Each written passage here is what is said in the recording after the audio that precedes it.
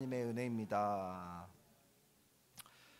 얼마 전 미국 라스베가스에서 역대 최악의 총기 난사 참사가 있었습니다.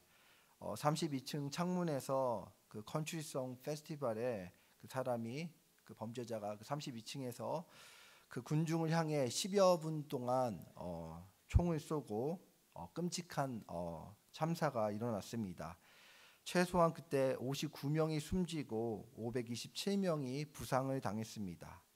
그리고 또 얼마 전에 소말리아에서 발생한 두 건의 트럭 폭발 테러가 있었습니다. 이 사건을 통해 한 300여 명이 또 죽었습니다. 사실 저부터 요즘 이런 끔찍한 소식을 듣고 뉴스를 들어도 잠깐 놀라고 아무렇지 않는 모습을 보게 됩니다. 나만 아니면 되지, 내 가족만 아니면 되지, 내 친구들만 아니면 되지라고 생각을 합니다. 여러분들은 어떠십니까? 요즘에 너무나 끔찍한 많은 뉴스들이 나오게 되는데요. 그 소식을 처음에 듣고 우리가 아파하고 힘들어하지만 정말 금방 그 뉴스들을 까먹는 우리의 모습을 보게 됩니다. 그런데 만약 그곳에 내가 아닌 나의 가족이 그 총격 사건의 현장에 있었다고 가정해 봅시다. 이 총격 사건은 그 사람의 그 가족의 인생에서 그 인생을 바꾸어 놓을 것입니다. 그 현장에 몇천 명, 몇만 명의 사람이 있었지만 어떤 사람은 그곳에서 부상을 당하고 어떤 사람은 그곳에서 죽음을 맛보기도 하지만 또 어떤 사람들은 그곳에서 아무렇지도 않게 살아나는 모습을 보게 됩니다. 세상 사람들은 그곳에서 생존한 사람들을 보고 운이 좋았다고 할 것입니다. 그곳에서 운이 좋았기에 살아남았지라고 얘기할 것입니다. 너의 운명이 그곳에서 살 운명이었구나라고 얘기할 것입니다. 그러나 우리 크리스찬들은 하나님의 은혜로 살았다라고 고백할 것입니다. 여러분, 우리 크리스찬에게는 우연이란 결코 없습니다. 모든 것이 하나님의 주권 가운데 이루어진다고 믿어야 합니다. 그리고 그 하나님의 주권 가운데 하나님의 은혜의 손길이 주어집니다.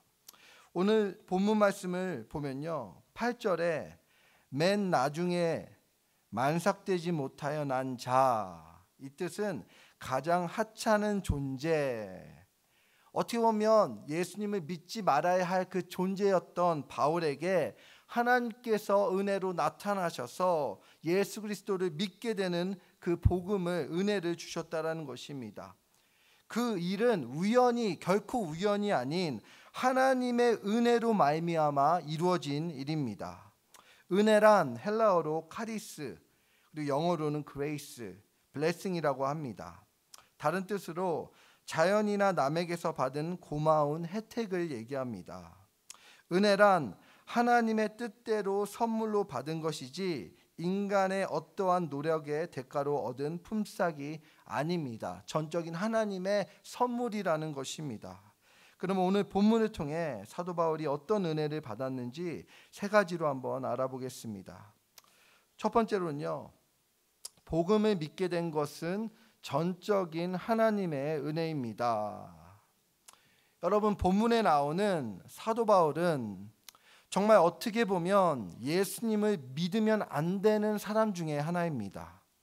수많은 크리스찬들을 박해했고요, 핍박했고 스데반 집사를 죽였던 장본인이었습니다. 은혜를 받으면 안 되는 사람 중에 하나입니다. 그리고 그 본인도 그 사실을 인정합니다. 다시 한번 8절에 제가 읽어드릴게요. 맨 나중에 만삭되지 못하여 난 자 같은 내게도 보이셨느니라. 9절에 보시면 나는 사도 중에 지극히 작은 자라 내가 하나님의 교회를 핍박하였으므로 사도라 칭함을 받기에 감당치 못할 자로다. 본인 스스로가 생각을 해도 본인은 결코 예수님을 믿지 못할 사람이라고 고백을 합니다. 왜냐하면 그 교회 가운데 박해했던 자고요, 그 수많은 크리스찬들의 박해와 핍박과 죽였던 사람이기 때문에 본인을 스스로 표현하기에 맨 나중에 만삭되지 못한 자, 그 뜻은 가장 나중에 된 자, 가장 하찮은 자를 얘기하고 있습니다. 그런데 그에게 8절에 내게도 보이셨느니라. 하나님의 은혜로 바울에게 나타나셔서 예수 그리스도를 믿게 하신 은혜가 있다라는 것입니다. 여기 계신 성도님들 중에 혹시 나는 믿을 만한 사람이니 그래서 나는 지금 예수 그리스도를 믿고 있어라고 고백하시는 분이 혹시 계십니까? 로마서 3장 23절에 우리 같이 한번 읽어보겠습니다. 모든 사람이 죄를 범하였음에 하나님의 영광에 이르지 못하더니 그 어느 누구도 본인이 의인이라고 고백하시는 분은 없을 것입니다. 내 스스로 내가 자격이 있어서 예수님을 믿게 됐다라고 고백하시는 분은 아무도 없을 것입니다.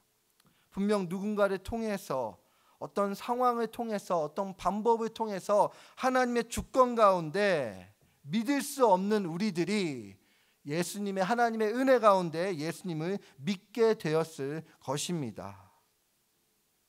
제가 어느 날 보니 이 은혜를 잃어버린 모습을 보게 되었습니다.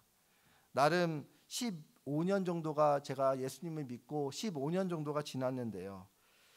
정말 열심히 믿었던 것 같아요. 정말 예수님만 바라보고 교회에서 열심히 말씀 듣고 말씀 보고 기도하고 그렇게 살았던 저입니다.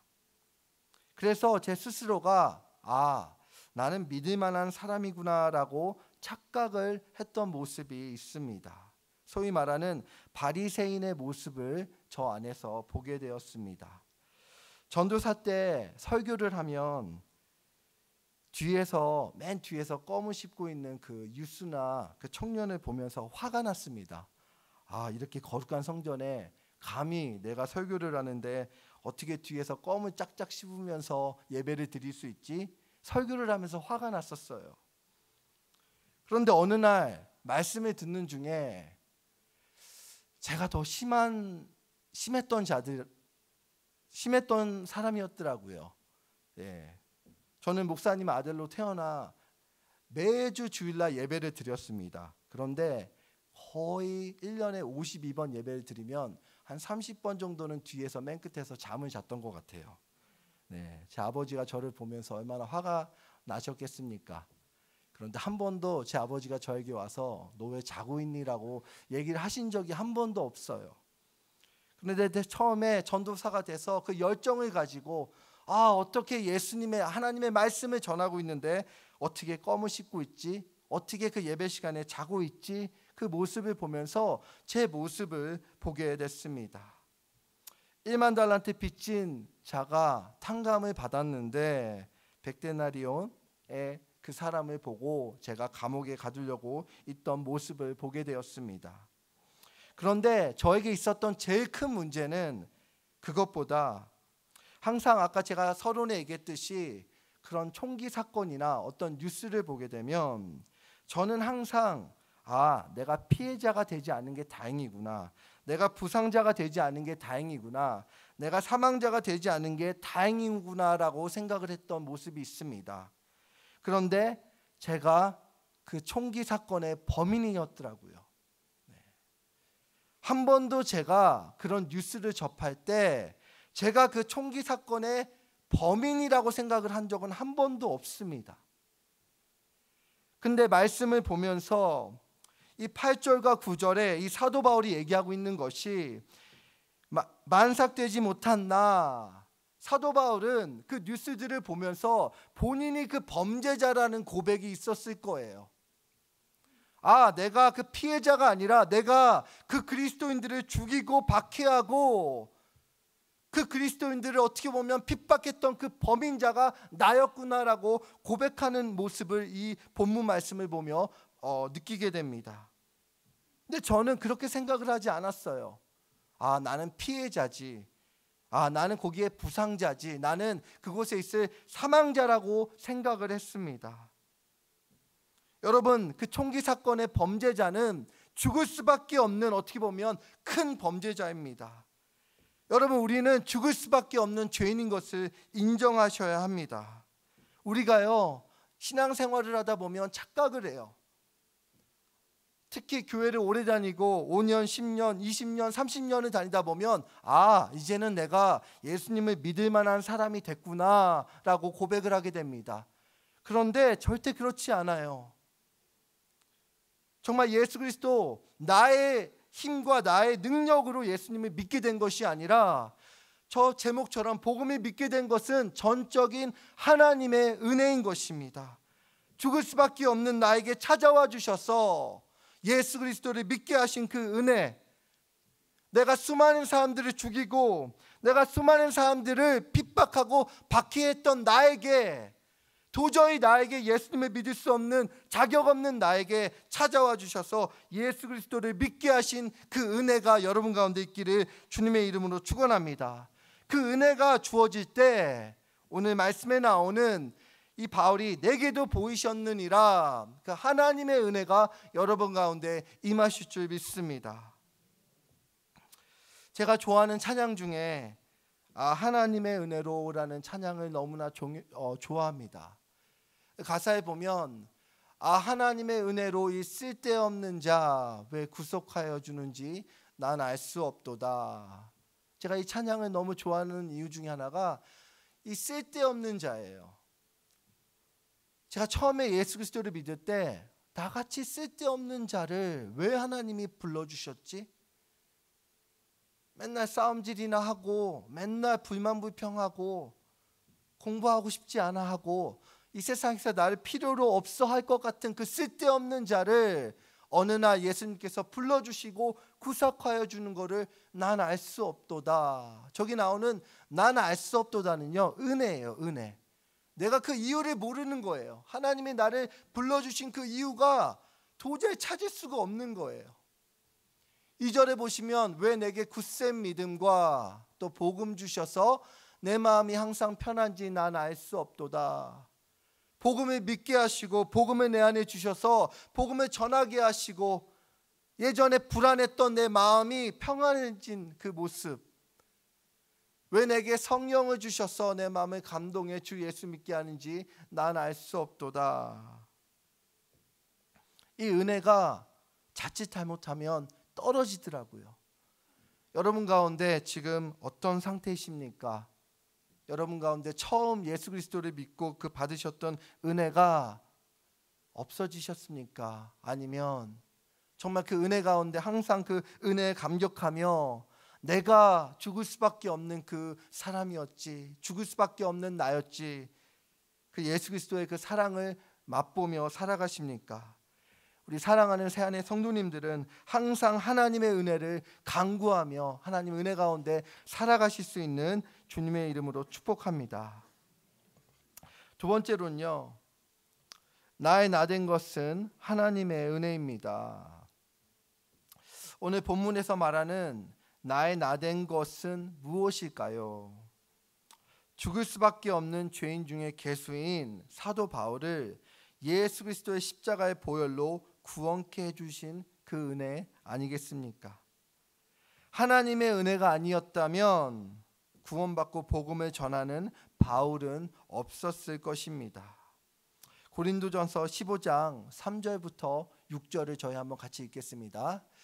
내가 받은 것을 먼저 너희에게 전하였노니 이는 성경대로 그리스도께서 우리 죄를 위하여 죽으시고 장사 지낸 바 되었다가 성경대로 사흘 만에 다시 살아나사 게바에게 보이시고 후에 12 제자에게와 그 후에 500여 형제에게 일시에 보이셨나니 그 중에 지금까지 태반이나 살아있고 어떤 이는 잠들었으며, 이 복음에 대해서 나오고 있는 거예요. 지금 우리 죄를 위하여 십자가에 못 박혀 죽으신 예수 그리스도, 그리고 부활하시고 그 부활하신 몸을 여러 몇백 명의 사람들 앞에서 보이셨다는 그 복음을 지금 말씀하고 있습니다.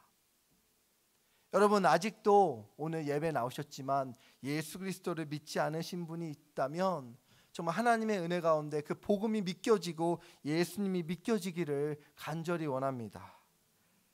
지금도 이 복음을 듣고도 예수님을 믿고 싶어도 믿지 못하는 수많은 사람들이 있음을 보게 됩니다.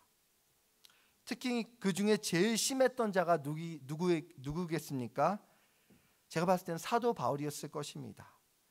사도 바울이 교회를 박해하고 핍박할 때 얼마나 많은 크리스찬들이 순교하면서 외쳤을까요? 사도 바울에게 예수님을 믿으십시오. 내가 지금 내 목숨을 던지면서까지 당신에게 예수님을 믿으라고 고백하지 않았을까요?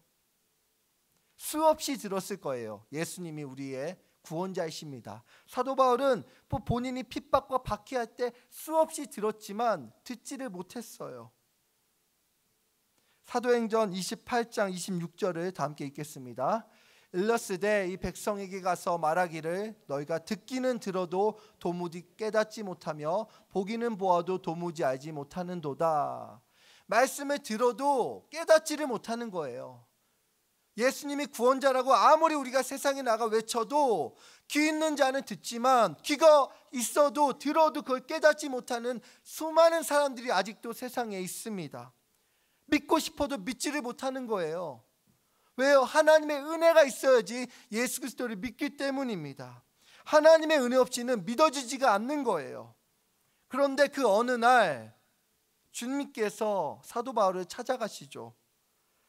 사도행전 22장 7절부터 8절을 읽겠습니다. 내가 땅에 엎드려져 들으니 소리 있어 가로되 사울아 사울아 내가 왜 나를 핍박하느냐 하시거늘 내가 대답하되 주여 누구시나이까 하니 가라사대 나는 내가 핍박하는 나사렛 예수라 하시더라. 제가 봤을 때는 사도 바울이 처음으로 들렸던 것 같아요. 말씀이 수없이 말씀을 공부하고 그 순교자들에게 예수님을 믿으라고 외침을 들었지만 한 번도 반응하지 않던 사도 바울이 지금 주님께서 예수님께서 찾아오셔서 저 소리 있어 가로되 사울아 사울아 내가 왜 나를 핍박하느냐 하시거늘 처음으로 그 소리를 듣고 반응을 합니다. 사울이 내가 대답하되 주여 누구시나이까 하니 가라사대 나는 내가 핍박하는 나사렛 예수라 하시더라. 여러분들이 잘 알다시피 사도 바울은 저 사건 이후로 예수 그리스도를 믿고 자기의 삶이 완벽하게 변합니다. 복음을 믿게 되고요. 하나님의 은혜 가운데 복음 전하는 자로 변하게 됩니다. 여러분들은 말씀이 들리십니까? 여러분들은 말씀을 듣고 살아내십니까? 여러분 성경을 보실 때, 성경을 읽으실 때 성령 가운데 그 말씀에 깨달아지십니까? 여러분 교회 나오신다고 예배 드리신다고 그 말씀이 깨달아지는 것은 아니에요. 하나님의 은혜가 있어야 합니다. 하나님의 은혜가 있을 때 우리가 말씀을 듣고 깨달아지고 그 말씀대로 사라진다라는 것입니다.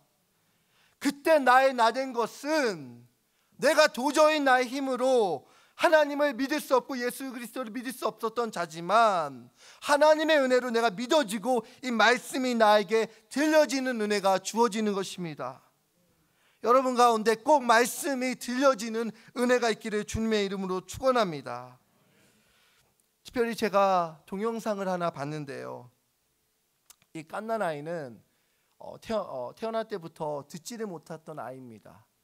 듣지 못했던 아이인데 어느 곳에서 보청기를 만들어줘서 그 아이에게 처음 그 엄마의 목소리를 듣게 하는 동영상이에요. 근데 그 동영상을 보면서 제가 이 말씀을 준비하면서 저 동영상을 보면서 많은 깨달음을 얻었습니다. 잠깐 그 동영상 한번 보겠습니다.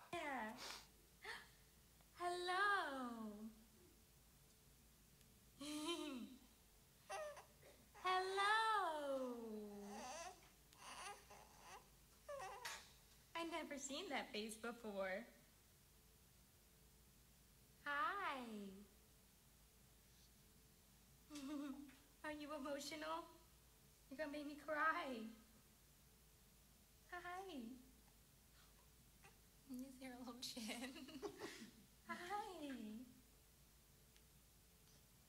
Yeah, are you gonna be emotional like your mama?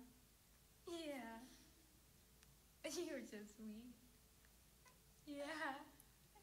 Yeah. Yeah. I love you. I love you. 네, 저 동영상을 보면 아이가 너무 이쁘죠. 저도 처음에 아이가 너무 이뻐서 클릭을 했다가 계속 보게 되었는데요. 저 영상을 보면서 저 아이는 한번 생각해 보시기 바랍니다. 태어나서 한 번도 소리를 듣지 못한 거예요. 소리를 듣지 못했던 아이인데 처음으로 그 보청기라는 은혜 가운데 그 엄마의 목소리를 듣고 엄마가 사랑한다라고 그 소리를 듣고 지금 반응하는 모습을 보게 됩니다. 아까 제가 얘기했듯이 사도 바울도 그 수많은 외침과 수많은 소리와 수많은 들음이 있었지만 반응하지 못했어요. 여러분도 이 아이처럼 그 복음에 처음으로 반응했던 때가 언제입니까? 저 아이처럼 그 수많은 예배를 드렸고 수많은 말씀을 들었지만 내가 반응했은 그때, 내가 말씀을 보며 내가 이 말씀이 깨달아진 그때가 언제이십니까? 그 복음이 들려지셔야 돼요, 여러분. 우리가 매번 주일날 와서 하나님의 말씀을 듣지만 너무나 많은 경우 그냥 그 한 소리로 그냥 불과해요. 소리로 듣고 그냥 끝나버립니다. 귀가 있지만 우리가 하나님의 말씀을 매주 듣지만 그것이 그냥 하나의 소리로 끝나버린다면 아무것도 아닌 게 됩니다. 그런데 여러분들이 매번 듣는 그 말씀 가운데 이 말씀이 나에게 주시는 하나님의 말씀이구나, 나의 나된 것은 하나님의 은혜구나라고 고백하시면 그 하나님이 주시는 그 말씀의 그 소리가 항상 우리의 은혜가 되고 우리가 은혜 가운데 살게 된다라는 것입니다. 여러분, 지금 여러분 가운데 이루어 놓은 명예, 재정, 권위, 지위, 가족, 건강, 수많은 것들이 있음을 압니다. 그런데 그 모든 것들이 하나님의 은혜로 말미암아 된 것입니다. 그 고백이 여러분 가운데 있으셔야 돼요. 하나님의 은혜로 감사하며 그 복음을 전하면서 사시는 우리 사랑하는 새안의 성도님들 되시기를 주님의 이름으로 축원합니다. 마지막 세 번째로는요, 하나님이 함께 하시는 것이 최고의 은혜입니다. 저희 10절 한번 다 함께 읽어보겠습니다. 그러나 나의 나된 것은 하나님의 은혜로 된 것이니 내게 주신 그의 은혜가 헛되지 아니하여 내가 모든 사도보다 더 많이 수고하였으나 내가 아니요 오직 나와 함께 하신 하나님의 은혜로다. 아멘. 여러분, 우리가 예수 그리스도를 영접하면 하나님의 자녀가 됩니다. 그러니까 하나님의 자녀가 됐다는 뜻은 하나님이 아버지가 됐다라는 뜻입니다. 여러분, 아이를 키우면 항상 궁금하죠. 내 아이가 지금 어디서 무엇을 하고 있을까? 어디서 지금 어떤 친구와 어떤 대화를 하고 있을까? 항상 내 마음과 생각에 관심이 그 아이에게 있을 것입니다. 그러나 하나님은 그 관심 이상을 넘으셔서 우리와 항상 함께 하신다라는 것이에요. 우리가 예수 그리스도를 믿고 하나님의 자녀가 된 이후에는 하나님이 우리가 고난 가운데, 어려운 가운데, 좋은 일 가운데, 기쁜 일 가운데 하나님께서 우리와 함께 하신다라는 그 말씀이 오늘 나오고 있습니다. 사도 바울을 보면요, 특별히 고린도후서 11장 23절부터 27절을 보면요, 사도 바울은 더 많이 수고했다고 나옵니다. 그것이 어떻게 나오냐면 옥에 갇히고 40에 하나, 가만 매 5번, 3번 태장으로 맞고 1번 돌로 맞고 그리고 수많은 위험에 처했었다고 사도 바울은 고린도후서 11장을 통해 말하고 있습니다. 본인이 그 어떤 사도보다 더 많이 수고하고 더 많은 고통과 고난을 당했다고 고백하고 있습니다. 그런데 10절에 보면 내가 모든 사도보다 더 많이 수고하였으나 내가 아니요 오직 나와 함께 하신 하나님의 은혜로다. 저도 짧지만 목회를 해보니 너무나 어려운 성도님들을 많이 보게 됩니다.